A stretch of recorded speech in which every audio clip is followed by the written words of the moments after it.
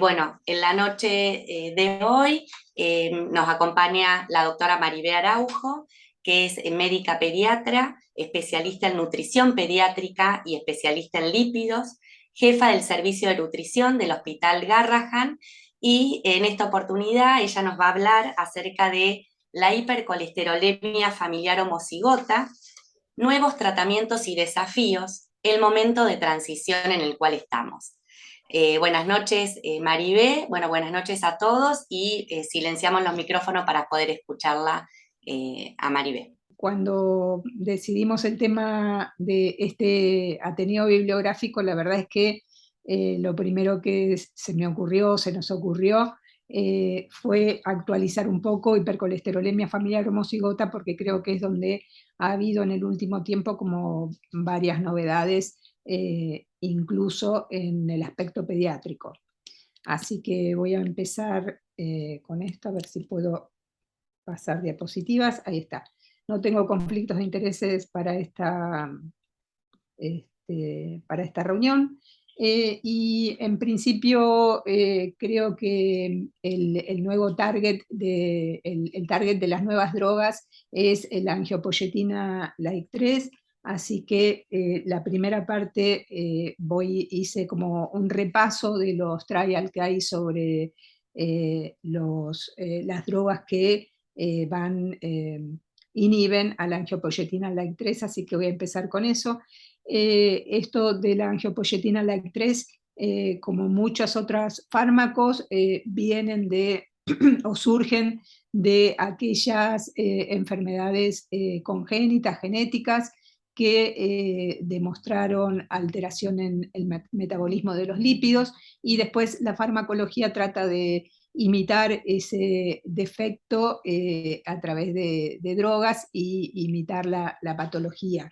Pasó con el lomitapide y la beta-lipoproteinemia, y aparecieron los inhibidores de la proteína transferidora de triglicéridos microsomales, los inhibidores de PCSK9, y con los inhibidores de la angiopoyetina like 3 también pasa lo mismo, que surgen del estudio de una hipolipidemia que se caracteriza por aumento del catabolismo de las lipoproteínas, y es la hipolipidemia combinada familiar. Y esta hipolipidemia, en 2013 sale esta publicación, donde se estudia un grupo grande de personas con esta alteración genética, y tenían como característica una disminución marcada del LDL y de los triglicéridos.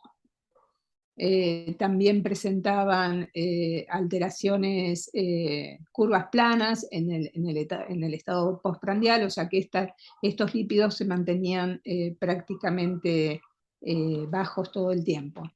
El rol de la angiopoyetina like 3 en el metabolismo de los lípidos ya lo estuvimos viendo en todo este tiempo. La angiopoyetina inhibe la lipoproteína lipasa, inhibe la lipasa endotelial, y esto en lo que termina es en que haya, cuando inhibimos la angiopoyetina 3, liberamos estas dos enzimas. Las estrategias para la inactivación farmacológica de la angiopoyetina like 3 van por estos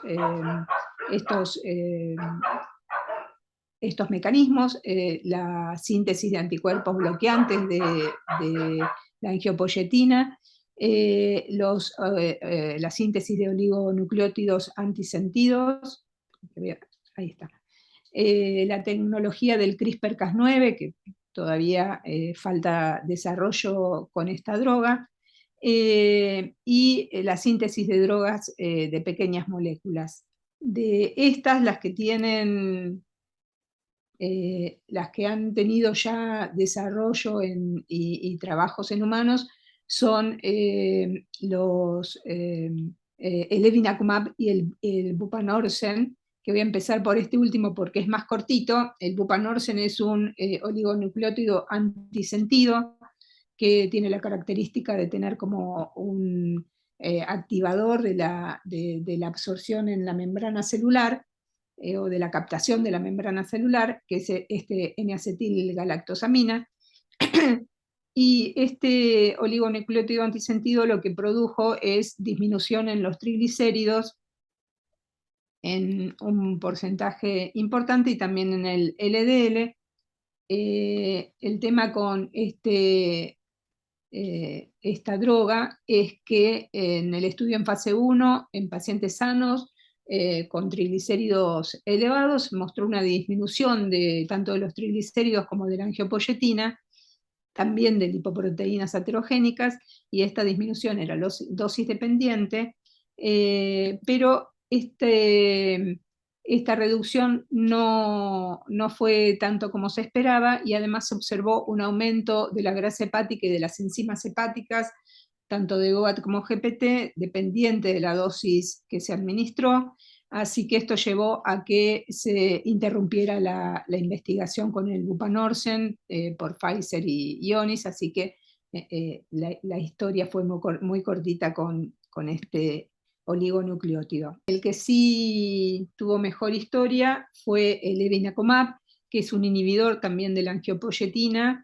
Está indicado como complemento de las otras terapias reductoras del LDL para el tratamiento de la hipercolesterolemia familiar homocigota, y está indicado tanto en adultos como en pacientes pediátricos. Es un anticuerpo monoclonal completamente humano del tipo IgG4, con alta afinidad por la angiopoyetina LAG3 y con minimación de formación de autoanticuerpos o de medio anticuerpos. El mecanismo del evinacumab es, como vimos recién, lo que se produce es la liberación de la lipoproteína lipasa y de la lipasa endotelial, al no tener la inhibición de la angiopoyetina, y esto lo que termina produciendo es un aumento de las IDL, y estas moléculas intermedias son captadas por receptores distintos al receptor de LDL.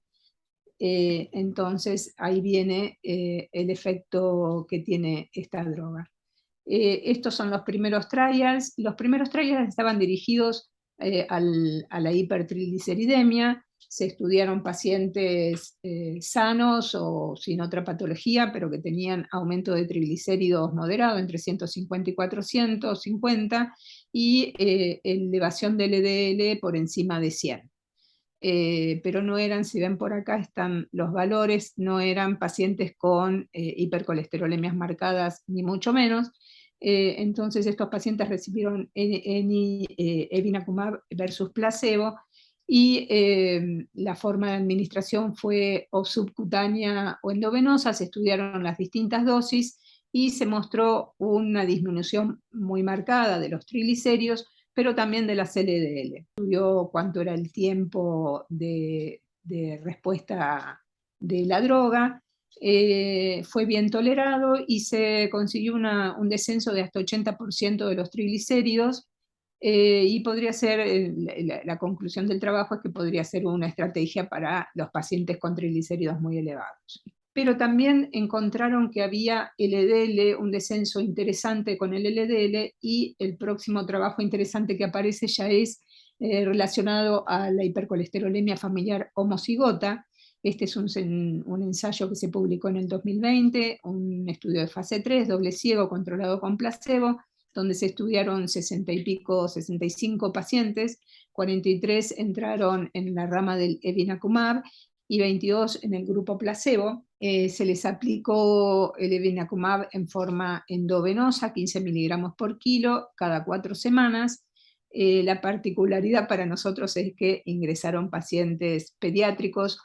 Un paciente entró en el grupo de evinacumab y un paciente en el grupo placebo, en el grupito de pacientes que tenían entre 12 y 18 años. El resultado primario, la variable de resultado, era la disminución del LDL. Estos pacientes todos tenían su tratamiento concomitante, no suspendieron el tratamiento, o sea, estaban con estatinas, ezetimibe, plasmaféresis, y casi todos también con inhibidores de PCSK9. El LDL basal era alrededor de 250, y estos son los gráficos de los resultados, con una disminución muy interesante del LDL, alrededor del 50%, y en valores absolutos más o menos 140 miligramos por decilitro la media de descenso.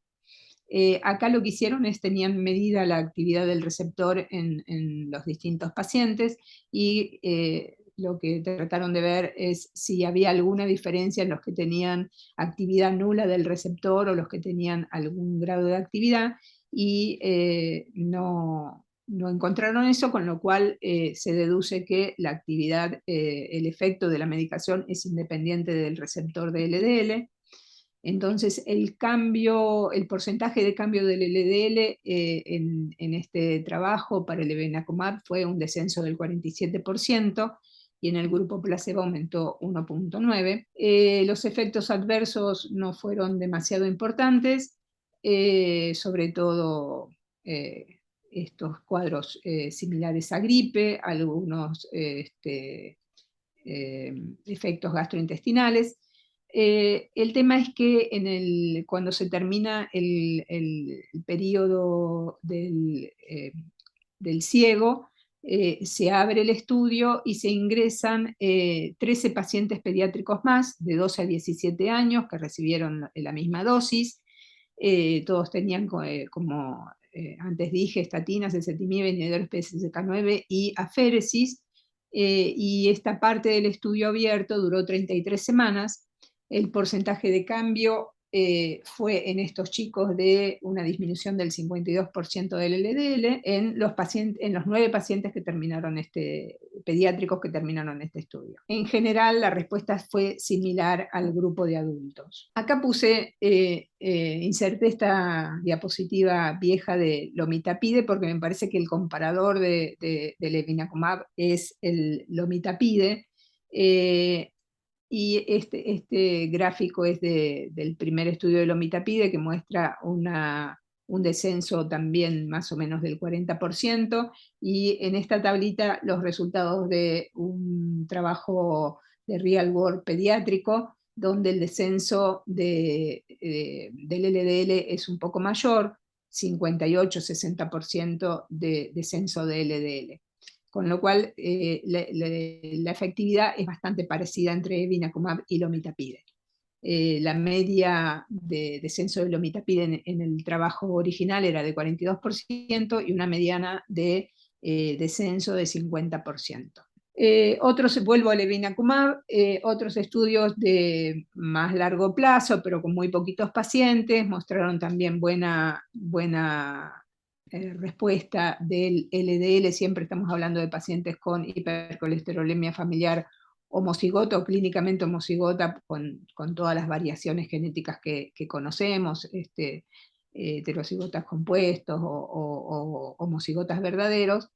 En este trabajo lo que quisieron estudiar fue si se mantenía la respuesta a lo largo del tiempo, y entonces acá son muy poquitos pacientes, 7, pero en 24 meses muestran que más o menos una vez que desciende el LDL se mantiene en el tiempo, y que no aparecen efectos adversos como el ascenso, la elevación de las transaminasas, como pasó con el lomitapide, ni de la CPK. Y el último estudio que les muestro del evinacumab es un estudio multicéntrico, fase 3, de una sola rama, abierto, que es también pediátrico, en niños de 5 a 11 años con hipercolesterolemia familiar homocigota. El objetivo era evaluar la farmacocinética y la eficacia, también con la misma dosis, evinacumab 15 miligramos por kilo endovenoso cada 4 semanas, como complemento de un tratamiento estable que tuviera cada uno de los pacientes. Y estos pacientes además tenían, los que tenían entre 5 y 9 años, había 7 pacientes y 7 pacientes entre 10 y 11, distinta raza y algunas otras diferencias que acá no menciono, pero lo que vieron en este grupo de chicos es un descenso también del 48% de la LDL. El basal era parecido a los que veníamos viendo. Ya les repito que tenía cada uno su tratamiento. Entonces fue un estudio que se hizo durante 24 semanas. fue similar en todos los pacientes sin importar raza, sexo, otras diferencias. Y un dato interesante, este es el gráfico de la respuesta, que los chicos más chicos mostraron un descenso bastante más grande, 65,7% de descenso del LDL, comparado con los chicos de 10 y 11 años, que tuvieron alrededor de un 40%. Es un grupo muy chiquito, hay que ver si esto se mantiene o se repite en otros grupos de pacientes. Los eventos adversos fueron también muy parecidos a los que mostraron los estudios previos.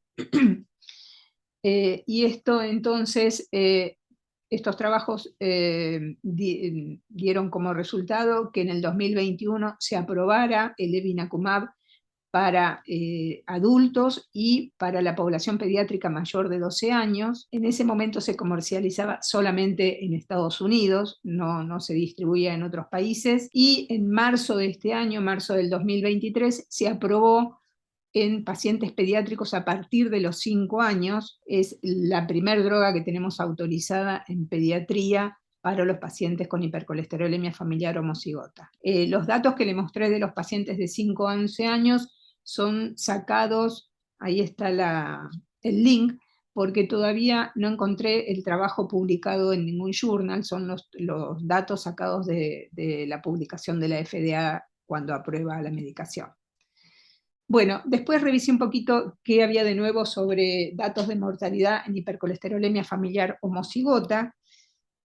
Bueno, esto no es muy nuevo, es lo que ya conocemos todos, son los datos de mortalidad con el uso de las estatinas. Este trabajo es bastante clásico, tomaron registros de pacientes con hipercolesterolemia familiar homocigota y se los dividió entre los que eran pacientes previo al uso de estatinas y los que habían recibido tratamiento con estatinas, y el efecto de las estatinas entonces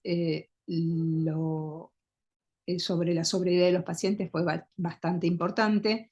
En los pacientes previo al uso de estatinas, la edad media, la sobrevida de estos pacientes, la edad media llegaba a los 18,4 años, y en el grupo que ya usaron estatinas, la sobrevida pasó a ser de 32,9 años. También cambió la edad del primer evento cardiovascular mayor, no fatal, de 12,8 a 28 años, ya que lo que se ganaron fueron con la incorporación de las estatinas de alta intensidad, más o menos unos 15 años de sobrevida. Como les decía, es un trabajo ya bastante conocido, y aparecen después dos trabajos sobre vida, pero que son trabajos teóricos, modelos teóricos, hechos con el uso del lomitapide y con el uso del evinacumab.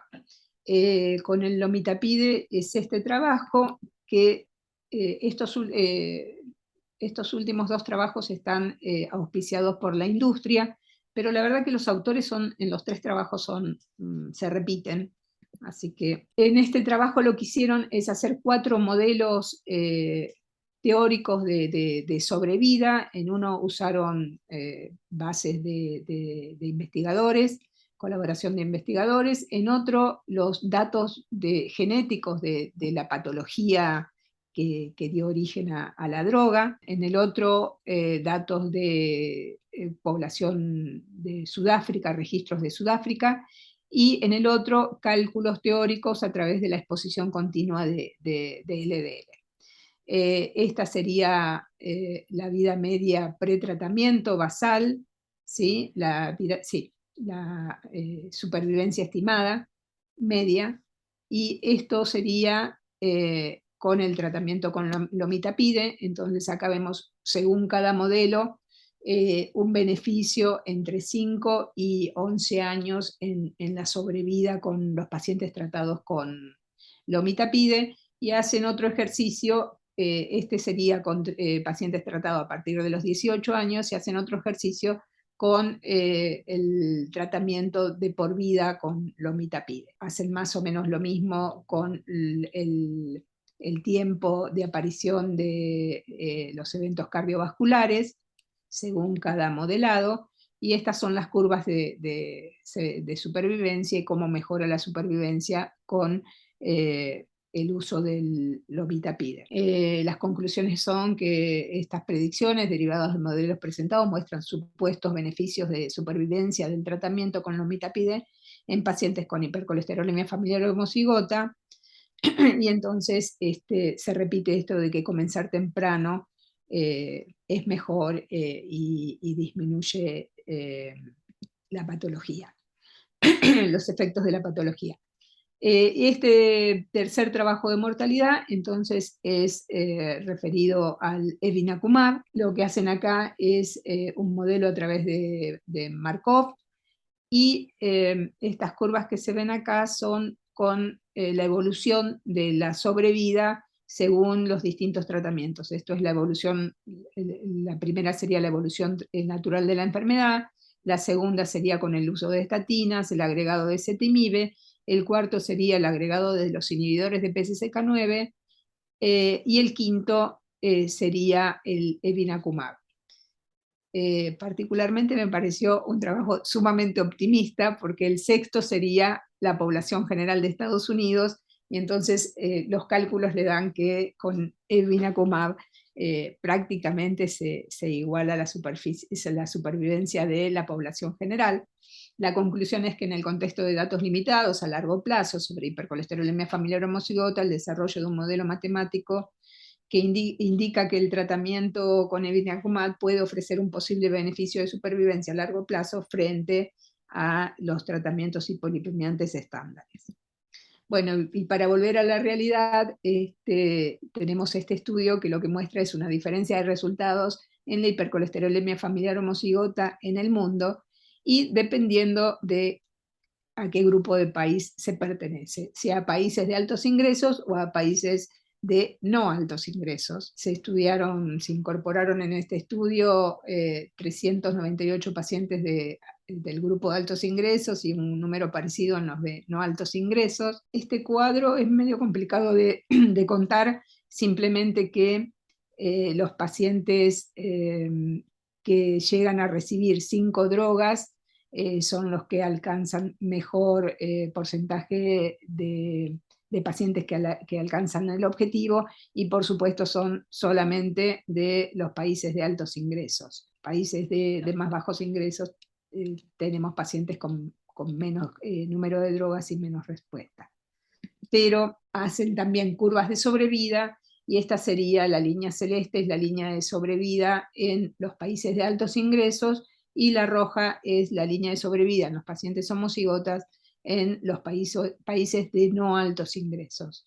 Estas son las líneas de sobrevida según sexo, y estas son según los valores de inicio de la hipercolesterolemia familiar. Los que tuvieron valores más altos, por supuesto, tienen peor sobrevida, los valores medios y los valores más bajos. Y acá también diferencia con o sin estudio genético, que bueno, seguramente está relacionado también al nivel de ingresos de cada país. Esta es la limitante del tratamiento, ya sabemos todos los que andamos con estas drogas, es el precio de estos medicamentos nuevos, que son efectivos. La verdad es que la respuesta es muy, muy interesante, pero para nuestros países son muy caros. Estos son los precios anuales del lomitapide. Yo sinceramente tenía mucha esperanza que cuando apareciera una droga nueva, con esta cosa de la competencia de mercado, que bajarían los precios, pero la verdad es que no se produjo. Y cuando yo creía que ya había terminado mi bibliográfico, pongo en Google la palabra consenso buscando para otra patología, y me aparece el nuevo consenso en hipercolesterolemia familiar homocigota, así que se los voy a contar en 5 minutos. Está muy bueno, así que a todos los que les interese el tema, está ahí para, para mirarlo. Es una actualización en el European Heart Journal de la Sociedad de Aterosclerosis Europea, sobre hipercolesterolemia familiar homocigota. Las novedades son actualización de criterios diagnósticos, los nuevos conocimientos sobre genética, que se los voy a dejar a Virginia Bañares, que no sé si está por ahí, pero está bastante interesante, como que volvieron un poco más sacan esto de la hipercolesterolemia, los heterocigotas compuestos o los verdaderos homocigotas, van un poco más a la descripción genética. Actualización de recomendaciones sobre estrategias de detección temprana, que vamos a hablar 2 minutos. Actualización de las recomendaciones para el estudio cardíaco en el momento del diagnóstico y durante el seguimiento, que me parece que era necesario que esté bien estipulado. Actualización del algoritmo de tratamiento que incorpora estas nuevas terapias de las que estamos hablando, y sobre orientación sobre planificación familiar, que tampoco me voy a referir demasiado. Este es como el mapa de prevalencia de la hipercolesterolemia familiar homocigota. Yo calculé la nuestra, 130, 140 pacientes deberíamos tener en Argentina diagnosticados. De esto no hay mucho para contarles nuevo, está muy lindo el cuadrito. Nada más. En cuanto a los criterios diagnósticos, unificaron el mayor como criterio sugerente de diagnóstico un LDL mayor de 400. En consensos anteriores se diferenciaba entre pediátricos mayor o igual a 400 y en adultos por ahí valores un poco más altos. Acá unificaron en mayor o igual de 400 para pensar en hipercolesterolemia familiar homocigota, pero que requiere más investigación para confirmar el diagnóstico. Los criterios adicionales son los clínicos, como santomas, cutáneos o tendinosos antes de los 10 años. Ambos padres con niveles elevados de LDL, no tratados, consistentes con hipercolesterolemia familiar heterocigota. Sacan esto del cálculo según si están medicados o no, como le restan importancia. Y esto yo no lo había encontrado antes, o lo pasé o no lo entendí. En la forma digénica de hipercolesterolemia familiar, uno de los padres puede tener niveles normales de LDL y el otro puede tener los niveles de LDL compatibles con hipercolesterolemia familiar homocigota. En cuanto a los criterios genéticos, nada, recomiendan el estudio de los mismos genes que ya conocemos, ApoB, receptor de LDL, LDL-RAP1, el PCSK9, a veces G5 y a veces G8, para descartar citoesterolemia, y LIPA para descartar la deficiencia de lipasa ácida lisosomal. En la identificación de la hipercolesterolemia homocigota fenotípica, dan un algoritmo de primero descartar las causas secundarias, lo que ya conocemos, esto no es muy nuevo, solamente mencionarles la evaluación clínica que ya mencionamos, NGS que en algún punto medio como que proponen que más adelante se va a dejar de hacer el NGS, se va a volver al estudio del genoma, pero no me quiero meter mucho en eso. Lo que proponen, lo que surge de este cuadro es que el tratamiento debería suceder después de la confirmación genotípica de la enfermedad. La verdad es que en nuestro medio no podemos hacer eso con una sospecha clínica, empezamos tratamiento porque a veces los resultados demoran mucho tiempo. Recomendaciones sobre estrategias para la detección temprana. Las guías actuales recomiendan, esto dice el consenso, screening selectivo en niños menor o igual a 2 años si hay antecedentes familiares positivos de enfermedad cardiovascular prematura o hipercolesterolemia. Esto sería un screening, bueno, acá lo dice, screening selectivo. Y screening universal de colesterol en edades que varían entre 5 a 11 años según las recomendaciones de distintos países. En Argentina lo que tenemos es la recomendación de screening universal a los 6 años al ingreso escolar, y esto está aprobado por la Sociedad Argentina de Pediatría, la Sociedad Argentina de Cardiología y la Sociedad Argentina de Lípidos, y el screening selectivo desde los 2 años en las situaciones que dice acá arriba, ¿no? Si hay antecedentes familiares de enfermedad cardiovascular o padres con hipercolesterolemia. A mí me resulta un poco llamativo esto de los menor o igual a 2 años. En Estados Unidos proponen screening selectivo a partir del año, pero nadie propone screening selectivo antes del año, así que no sé si acá fue un error de tipeo y también proponen a partir de los 2 años, o no estoy entendiendo algo. El problema es que estas guías apenas se siguen y es necesario que haya una mejor implementación de estas recomendaciones. Hay recomendaciones en cuanto al estudio cardíaco en el momento del diagnóstico y durante el seguimiento, le quitan un poco de importancia al estudio del grosor de íntima media carotidia, y sí más a la presencia de placas y seguir la evolución de la placa, y sí hacen recomendación bien detallada de los estudios cardiológicos, que esto me parece que está bien, porque a veces es un poco a criterio de cada grupo, me parece que está bien haberlo normatizado un poco. Y este es el algoritmo de tratamiento que incluye las nuevas drogas. En el momento del diagnóstico, comenzar con estatinas de alta intensidad y ezetimibe, no importa la edad del diagnóstico, empezamos aunque el diagnóstico sea en nenes muy chiquitos. Vamos con dosis ascendentes, empezamos con una dosis baja y vamos subiendo hasta viendo la tolerancia. Nosotros empezamos siempre con ezetimibe y esperamos ver la respuesta del ezetimibe. Acá la recomendación en este algoritmo es empezar con los dos juntos, pero nosotros tenemos la dificultad de que no tenemos método de diagnosticar la citoesterolemia, entonces nos ayuda un poco poder descartarla la respuesta que tengan los pacientes al ezetimibe.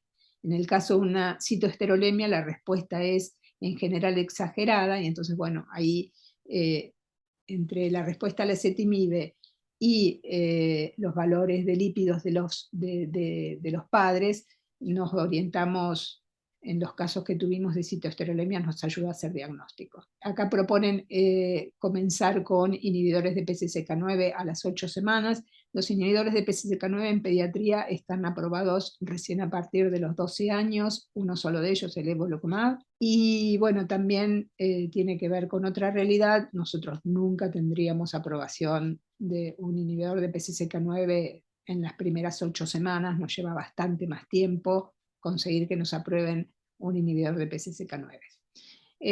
Después de eso, evaluar la respuesta del inhibidor de PCSK9, y esto para nosotros los pediatras es bastante importante, porque definen cuándo seguir con inhibidor de PCSK9 o suspenderlo. Si la reducción es mayor del 15% del LDL, entonces ahí se consideraría una respuesta positiva. Si no, hay que considerar suspenderlo. Nosotros, la respuesta que hemos tenido en los pacientes homocigotas ha sido alrededor del 10% y en todos los suspendimos, pero después cuando leíamos algunos trials veíamos que todos los pacientes estaban con inhibidor de PCSK9, entonces bueno. También es cierto que en nuestro medio, aunque el inhibidor de PCSK9 tiene un costo mucho menor a las otras drogas, vinacumab y lomitapidi, igual es un costo interesante para nuestro medio. Si el LDL no alcanzó objetivo, ahí entonces se propondría la terapia con lomitapide o con inhibidores de angiopoyetina LEC3, el levinacumab, con o sin aféresis de lipoproteína. Acá aclaran que este camino sería, si los inhibidores de PCSK9 o las nuevas terapias, si esto no está disponible, directamente proponen la aféresis de lipoproteínas. Está bueno también que actualizaron los objetivos. Acá vuelve el optimismo, ¿no? Porque el objetivo en niños y adolescentes es menor de 115 miligramos por decilitro, en adultos menor de 70, y si hay enfermedad cardiovascular o factores de riesgo importantes, menor de 55 miligramos por decilitro. La verdad que con los tratamientos actuales me cuesta creer que uno pueda llegar a menos de 55 miligramos por decilitro. Y también me parece que los chicos o adolescentes a veces tienen mucha patología cardiovascular y por ahí 115 es un valor un poco alto, tendríamos que ir por lo menos en menos de 100, pero bueno, esto es lo que aparece en el consenso. Acá, no sé si ustedes lo veían, pero había un renglón anterior. Acá yo no lo veo, no sé si lo ven ustedes, hay un renglón para el trasplante hepático en algunas situaciones, en algunos países donde no hay acceso ni a las drogas, ni a la plasmaféresis, entonces por ahí persiste el tema del trasplante hepático. Estas serían recomendaciones para mujeres embarazadas, de aféresis durante el embarazo, y reiniciar estatinas y otras terapias a partir del segundo trimestre, y recomendaciones para consejo, asesoramiento familiar cuando ya hay un hijo con hipercolesterolemia familiar homocigota. Y bueno, al final del título del bibliográfico decía desafíos, y en cuanto a desafíos me refiero a cómo hacer para llegar a todas estas recomendaciones y conseguir todos estos objetivos y mejoras en la sobrevida en nuestro medio. Estos son los datos del registro de nuestros pacientes.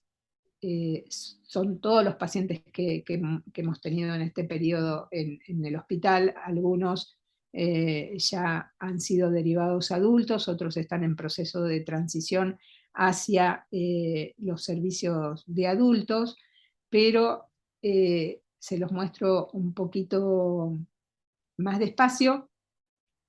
La edad de diagnóstico no estaría tan mal, 6 años más o menos, pero algunos pacientes se diagnostican muy tarde.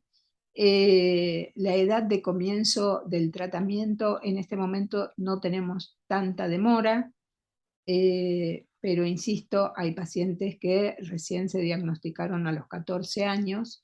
La edad de la plasmaféresis, la media en que empiezan la plasmaféresis en nuestro medio son los 10 años. Hemos ido bajando la edad con el tiempo, según también a la edad que llegan al servicio, pero el paciente que empezó más chiquito empezó con 7 años plasmaféresis. Y el tema es que solamente estuvieron en buenos valores los pacientes que recibieron lomitapide. Los pacientes que no tuvieron acceso al lomitapide están con estos valores, y el problema radica en, bueno, acá les muestro, lo que conseguimos con las estatinas es un descenso del 39% del LDL, con la plasmaféresis solamente un 20%, pero con un rango entre 7 y 59%. La paciente que pudo bajar estos valores, ese porcentaje tan alto con plasmaféresis, es la única paciente que pudo hacer plasmaféresis cada 15 días, que es lo recomendado. El resto no pudo cumplir esa indicación. Y con el lomitapide el descenso fue más o menos lo que dice la literatura, un 41%. Y esto se debe a que esta es nuestra realidad. Nosotros recibimos pacientes de distintas provincias, el 90% de nuestros pacientes viven a más de 100 kilómetros del hospital, así que es imposible hacerles plasmaféresis en forma como lo indicado. En la mayoría le hacemos una vez por mes, y la verdad que eso, el efecto terapéutico es bastante escaso. Así que en este último mes lo que presentamos fue, en la dirección del hospital, un programa colaborativo de mejora de calidad de atención de las dislipidemias severas en el noroeste argentino. Esto es porque aquí es donde tenemos en este momento concentrados pacientes que necesitarían plasmaféresis, así que la idea es poder armar ahí un equipo interdisciplinario local. En Jujuy tienen equipo de plasmaféresis, pero no han hecho nunca en chicos con esta enfermedad. Poder hacer un seguimiento conjunto con ellos, con los pacientes, implementar la féresis entonces en los pacientes con hipercolesterolemia familiar homocigota, y seguramente a los pacientes que viven en Salta les quedará mejor acercarse a Jujuy que venir a Buenos Aires. A su vez, fomentar el tamizaje universal de dislipidemias en el noroeste, porque es probable que haya alguna situación de familias fundadoras o algo así, porque con la densidad de población que hay en el norte tan baja, 4 pacientes con homocigotas son de esa zona, y tratar de mejorar, fomentar el tamizaje, ya lo dije, y tratar de mejorar entonces la edad de diagnóstico. Y el otro tema que tenemos de desafío en este momento es la transición a centros de adultos. Varios pacientes ya están grandes, están en momentos de ser transferidos. Hasta ahora, estos 2 pacientes que acá figuran ahora en seguimiento de adulto, una vez que dejaron de venir al hospital, dejaron antes que los pudiéramos transicionar, y abandonaron tratamiento por 5 años. Cuando reaparecieron ya estaban con patología cardiovascular muy distinta a cómo se habían ido del hospital. Y en este momento tenemos ya 3 pacientes que están cerca de los 19 años que tenemos que realizar la transición. Sabemos por ustedes mismos que en los centros privados es bastante difícil tramitar las medicaciones de alto costo, así que con quien estamos tratando el tema de la transición es con el Hospital del Cruce. Algún paciente hemos transicionado a adultos, a la Fundación Favaloro, pero estos 3 que estamos por pasar los estamos tratando con Daniela Aimone y Eduardo Esteban en el Cruce. Bueno, y para terminar, contarles que en el equipo, en el Garrahan, trabajamos en forma de equipo interdisciplinario, que está la gente volviendo a usar el esquemita del consenso, la gente de bioquímica, hay un sector de lípidos con Carla Chileli y Gabriela Daiza, que están tratando de avanzar un poco en el estudio de los lípidos en el hospital. Virginia Bañares no es del Garrahan, pero nos da todo el apoyo para poder hacer diagnóstico a estos chicos. En cardiología está la doctora Claudia Villalba, en imágenes Mónica Bravo, Ariel Agustina y Solpache son parte del servicio de nutrición que trabajan en este tema. El hospital también tiene todo el apoyo de parte de psicopatología, ginecología, la terapia intensiva, porque uno de los pacientes tiene que internarse en terapia cada vez que se hace plasmaféresis. Decía que el equipo de transición estamos tratando de armarlo y de estructurarlo un poco más formalmente con Daniel Aimone en el Cruce, y el equipo de terapia transfusional, que la jefa del servicio del sector es Ana Puliese, que es muy importante en todo el tratamiento. Llegamos hasta acá, espero que queden unos minutos por si quieren compartir algo. Yo ya no tengo nada más para contarles. Bueno, Maribel, la verdad que muchísimas gracias. Una excelente presentación, sumamente completa, desde todas las nuevas herramientas terapéuticas. Así que bueno, queda abierto, digamos, la discusión. Si tenemos alguna pregunta del público, alguien que quiera arrancar por ahí para preguntarte, Maribel, digamos, hoy en día en Argentina, ¿con qué herramientas terapéuticas contamos? Veo que algunos pacientes han tenido alguna experiencia con la omiprazole. Si querés comentarnos algo más. El tema, te cuento cómo es en la práctica. Tenemos plasmaféresis, nosotros tenemos plasmaféresis, no aféresis de LDL. La plasmaféresis, la dificultad que tenemos son los pacientes no pueden venir en el tiempo que tendrían que venir, no llegan ni a hacer el trámite para el pasaje en menos de un mes, así que es imposible, hacemos con la frecuencia que podemos, pero nos estamos replanteando en quiénes vamos a seguir haciendo y en quiénes no. Lomitapide hemos conseguido en 3 pacientes cobertura del lomitapide, son pacientes con obra social, pero nos pasa siempre lo mismo, la cobertura es muy irregular. Tienen 2 o 3 meses lomitapide, después por alguna razón, que seguramente tiene que ver el costo, pero por alguna razón que nunca terminamos de entender se suspende, están 6 meses sin tratamiento, vuelven a hacer plasmaféresis hasta que vuelven a retomar el tratamiento, es muy discontinuo. Esa es nuestra realidad. Y Evinacumab todavía está ahí, está el laboratorio, se presentó y qué sé yo, y hemos pedido donación, a ver, para los pacientes más chicos y que viven lejos y que además tienen ya patología cardiovascular, sí, a ver si recibimos alguna donación como para probar el medicamento y ver si pueden sostenerlo durante algún tiempo. Así que, ¿Inhibidores de sí. PCSK9? Inhibidores de PCSK9 esos conseguimos para la prueba terapéutica, pero ninguno nos dio resultados. Yo lo comenté en alguna de las diapositivas, más o menos la respuesta que tuvimos es entre 7 y 10%, ninguno respondió más de eso. Pero cuando mirás bien los datos de los trials, salvo los que tenían alguna actividad, un heterocigoto compuesto que tiene alguna actividad de receptor, los que no tienen actividad de receptor, la respuesta es más o menos esa. No, nunca tuvimos uno que haya respondido 20%, por ejemplo, que haya bajado un 20%. Es complicado, son pacientes muy complejos, la plasmaféresis para sostener A lo largo de la adolescencia, cuando se van poniendo más grandes, también es muy difícil de sostener en estos chicos. Así que son pacientes complicados. Por eso me causan un poco de, no te digo gracia, pero más o menos las curvas de sobrevida, los modelos teóricos, porque estos chicos ya tienen, nosotros tenemos uno de los pacientes está operado a los 11 años con una cirugía enorme cardiovascular. O sea, cuesta creer que nuestros pacientes puedan llegar a tener la sobrevida que cuentan los modelos. Ojalá fuera, pero no parece.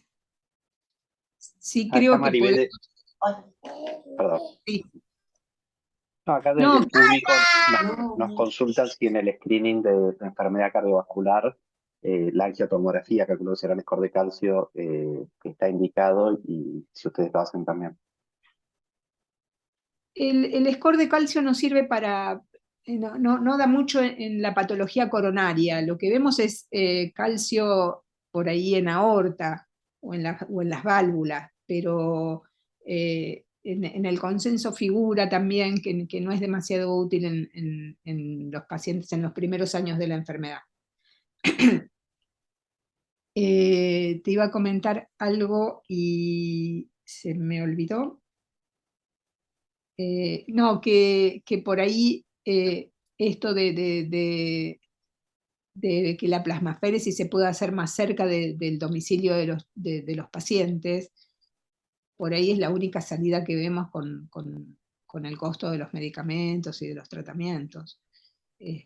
Por ahí que puedan hacer, porque si uno la puede hacer realmente más efectiva, ahí mejora la evolución de la enfermedad.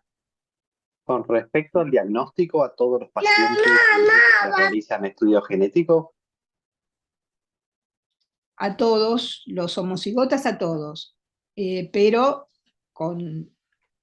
al estilo argentino, ¿no? O sea, digo, en general lo hace, casi todos los hizo Virginia Bañares, o ella, o derivando ella a Portugal, y dependiendo un poco del material que tiene, de con qué cuenta, y a veces tarda un año el resultado, entonces por eso no podemos esperar la confirmación genética para empezar tratamiento, ¿no?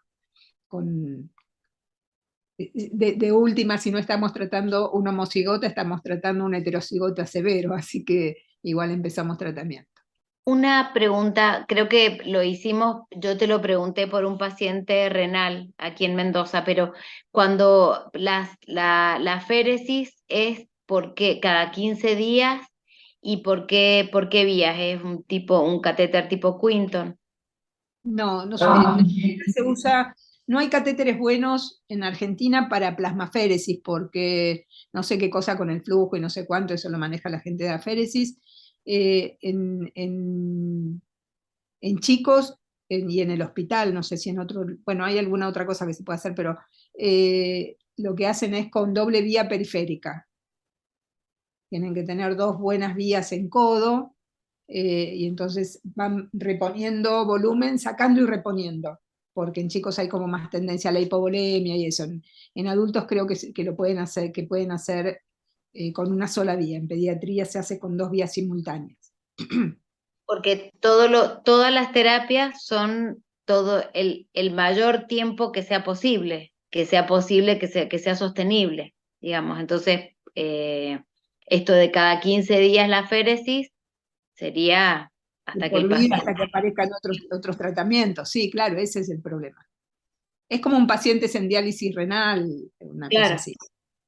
Claro, yo creo que cuando uno evalúa el costo, buenas noches, disculpen, no me podía conectar, no sé por qué, bueno, entré, pero Hasta fin. logré entrar al último. Sí, yo creo que cuando uno evalúa el costo tiene que ver todo ese costo, ¿no? El costo de esos días de trabajo que pierden los padres, el costo de los chicos de la escuela. Yo digo, tal vez la medicación actual hay que ver cómo hacerla que sea más accesible. Si yo Es tengo que es una así. medicación que no tengo digamos, ponerle al paciente con todas las complicaciones que puede tener con la féresis, ¿no? Obviamente que hay que entrenar los equipos, estoy de acuerdo con vos con eso, pero es a largo plazo y a veces los tenemos Tafi, no diagnosticados hay, ya a no hay los 2 estudio, años, 3 años. Tafi, no ¿Sí? hay estudio de costo-efectividad que te dé bien con los precios que tienen los medicamentos. Es el tema. La plasmaféresis hecha en el hospital comparada con el precio de cualquiera de estas drogas es ridículo la diferencia. O sea, yo lo Vos- que la claro, calidad de vida que tienen los chicos y todo esto es incomparable con o sin aféresis, si reciben, porque empiezan con, yo tengo experiencia con el lomitapide, no, evinacumab todavía no lo probamos. La contra del evinacumab es que es endovenoso, pero no parece alterar el hígado, que con el lomitapide. Tampoco la alteración del hígado en la práctica clínica es tan importante como pareció en los primeros trials, porque los primeros trials eran hasta con dosis máximas del lomitapide. En la práctica, uno con 20 miligramos alcanza objetivo terapéutico o por lo menos tiene muy buenos niveles, con lo cual tampoco es una cosa tan importante. Pero el problema del evinacumab que es una aplicación endovenosa, eso dificulta un cachito más. también. Sí, sí. Cualquiera de Y los pero cualquier medicamento sea de este tipo de medicación biológica, ya sabemos los costos que tiene, o sea que es muy difícil que aparezca un medicamento mágicamente más económico. Yo creo que hay que ver cómo hacer accesible lo que le produzca una mejor calidad de vida también para estos chicos, ¿no? El problema cuando es que lo tenemos todos a los problemas, bueno, nosotros en el norte, yo los tengo los problemas, este, es que hay que hacer convenios cuando se establezca, en el lugar que se establezca, porque en general los convenios interprovinciales son con los centros de referencia que están todos en Buenos Aires, la mayoría. Así que bueno, pero son pasos. Y sin duda, para empezar a diagnosticar temprano, hay que sociabilizar más el documento de consenso sobre el screening, que realmente no se hace. Realmente es el tener el concepto, y yo creo que yo creo que los adultos están mucho más acostumbrados, es una opinión personal nada más, ¿no? Pero estamos compartiendo entre colegas, me permito esto. Eh, Creo que los adultos están mucho más acostumbrados, cualquier clínico de adulto, a ver la enfermedad cardiovascular o la hipertensión arterial, la enfermedad cardiovascular como una patología común del adulto. Y el pediatra no lo tiene al concepto de la enfermedad cardiovascular. Y entonces no lo tiene el concepto metido para el chip, digamos, como para pedir rápidamente si sabe que en la familia hay antecedentes de enfermedad cardiovascular para pedirle cuanto antes el estudio de la dislipemia al chiquito, ¿sí? Por ahí lo hacen frente a cualquier otra infección que esté cursando como un recurso más en el diagnóstico, ¿no? Pero me parece que eso también falta, esa impronta, digamos, para decir, estos son estudios de prevención, de diagnóstico temprano, ¿no? O sea, estoy pensando cómo hacer que más pediatras generales hagan la pesquisa para para sus pacientes, ¿no? Bueno, eso nada más. Lo tenemos a Pablo con la mano levantada. Pablo, si quieres hacer una pregunta. Sí, estamos cortitos de tiempo. Una pregunta corta y un comentario. El comentario es que el score de calcio en estos pacientes prácticamente no tiene demasiada utilidad, ¿no es cierto? Es un método para detectar la telangiectasia subclínica en pacientes de riesgo intermedio, estos son pacientes de altísimo riesgo, o sea que no debería cambiarnos conducta la presencia o ausencia de calcio en un estudio como tomográfico.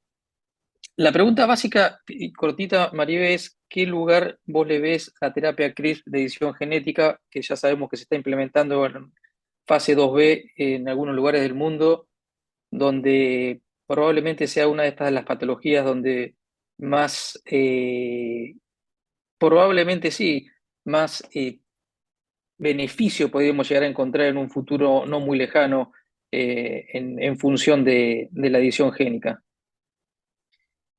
Y yo no tengo mucha información específica sobre hipercolesterolemia familiar homocigota. Lo que sé sobre estos de los CRISPR es que se dicen que van a ser, que van a ser tratamientos menos costosos que los que estamos teniendo ahora y que van a ser efectivos. Tienen todas estas cuestiones éticas todavía que parece que no están resueltas. No sé si vos tenés más información que yo no tengo información específica. De lo que busqué no encontré nada en humanos, en homocigotas con CRISPR-Cas9 todavía. El grupo de C-Carcatiresen en Estados Unidos está, ya te digo, en fase 2B. Es más, hablé con Mafalda Borbón en Portugal, que a ella también la contactaron para tratar de comenzar con algún tipo de muestra que ella haya tenido de algún tipo de paciente. Obviamente que esto, como vos decís, al ser una terapia irreversible, en algún punto tiene ciertos conflictos éticos que hay que dilucidarlos, pero bueno, ya se ha implementado en otro tipo de patologías irreversibles y mortales a corto plazo, y pareciera ser que el objetivo próximo del grupo de Catiresan son los homocigotas. No, yo no estaba enterada, no sé, no tengo información más que la que vos estás diciendo. No, me parece que es el camino que tienen muchas de las enfermedades genéticas esto, pero bueno, no soy experta en el tema. Ojalá parezca como... El tema es las cosas que uno puede estar alterando y enterarse después. Ese es más o menos el problema con los CRISPR, ¿no? Las cosas que funcionan bien y que uno puede alterarlas con la metodología CRISPR y enterarse más adelante. Ese sería como... Pero ojalá. Y esto, viste, cuando uno escucha de que serían tratamientos menos costosos, hay que ver menos costosos para quiénes, porque después te aparecen con precios de este estilo que por ahí siguen siendo inaccesibles para nosotros. Bueno, muchas Yo, gracias, Marcela. una sola Perdón. cosita, si queda algún cardiólogo infantil, o si hay cardiólogos que trabajen con cardiólogos infantiles, que por favor incorporen el perfil lipídico en todos los pacientes que tienen cardiopatías congénitas, porque por ahí no está muy incorporado en los cardiólogos infantiles el screening de dislipidemia, y muchas veces los problemas valvulares son secundarios a un homocigota y se quedan sin diagnóstico, o el diagnóstico es muy tardío. Así que eso sería como para incorporar en los cardiólogos. Bueno, nuevamente muchas gracias, Maribel. Ya estamos en tiempo, así que vamos a ir penalizando para que muy buen No, mensaje, muy gracias a buen último ustedes. mensaje que nos has dejado. Y aprovechamos para invitarlos a todos. El 28 de septiembre vamos a tener las jornadas anuales de la Sociedad Argentina de Lípidos. Este año cumplimos 20 años de la sociedad y vamos a contar con la presencia de un expresidente de la Sociedad Europea de Aterosclerosis, el doctor Alberico Catapano, y grandes referentes en el tema locales.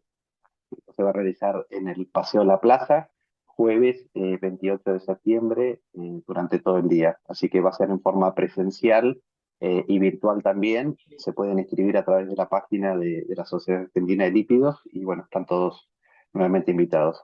Así que bueno, muchas gracias a todos por la participación y el próximo mes tendremos un nuevo Ateneo. Después les estaremos enviando la invitación con la fecha y el tema que vamos a estar tocando. Muchas gracias a todos.